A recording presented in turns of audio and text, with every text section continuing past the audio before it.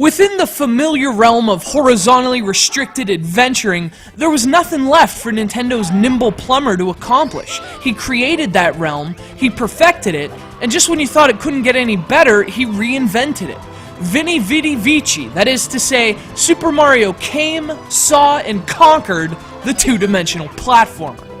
And you know, he probably could have done it again. After all, recent history has shown that he still had some 2D tricks left up his sleeve, but at that moment, in 1996, Mario had earned a bigger stage.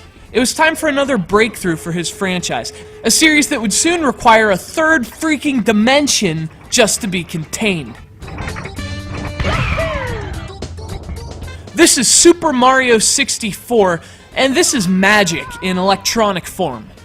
Now, context is crucial when looking back at classic games, but with Super Mario 64, it's absolutely vital. This is probably lost on those who started playing video games in this one's wake, but in 1996, there'd never been anything like Super Mario 64. Now, sure, there'd been 3D graphics in varying capacities, but there'd never been such a fully realized 3D game, such an interactive world in which anything seemed possible. The game makes its eloquent mission statement within its opening minutes.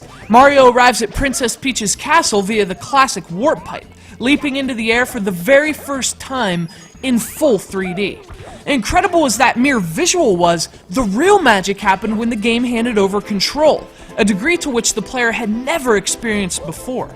Simply running around outside the castle and enjoying the freedom of moving Mario in true 3D space. I mean, we were in love before the game had even started.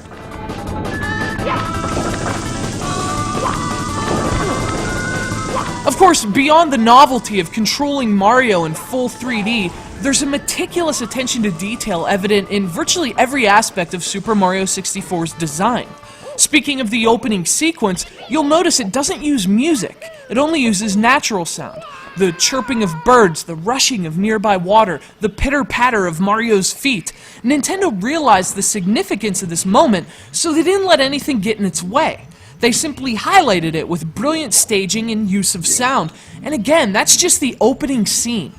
It's that kind of uncanny foresight and design that runs through virtually every level of Super Mario 64.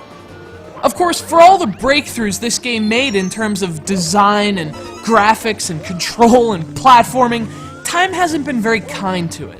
Playing this game with the benefit of retrospect, you do notice a few flaws, foremost among them, a wonky camera.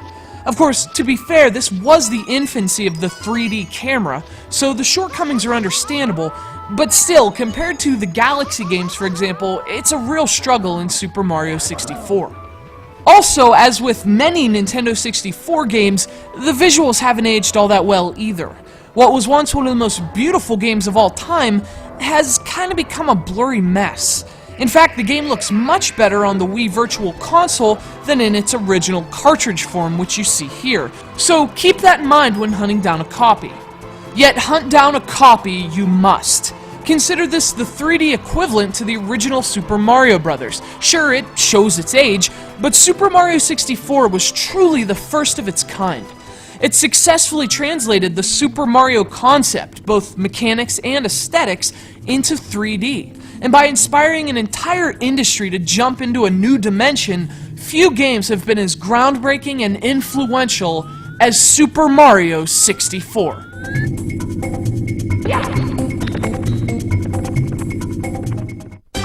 Game over!